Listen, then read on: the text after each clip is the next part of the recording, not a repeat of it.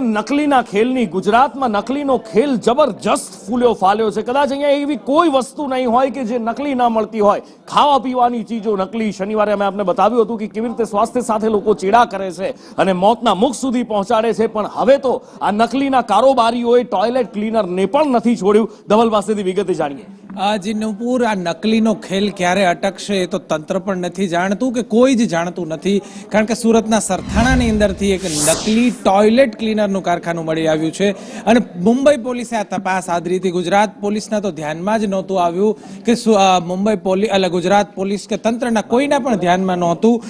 મુંબઈ પોલીસે તપાસ આદરી હતી અને સ્થાનિક પોલીસને સાથે રાખી જ્યારે તપાસ કરી ત્યારે સામે આવ્યું કે એક નકલી ટોયલેટ ક્લીનરનું કારખાનું પકડાયું હતું, જેમાં 3.31 લાખનો મુદ્દામાલ પણ જપ્ત કરવામાં આવ્યો છે। જો કે આ બ્રાન્ડેડ કંપનીના લોગો મારીને ટોયલેટ ક્લીનર બનાવવામાં આવી રહ્યું હતું।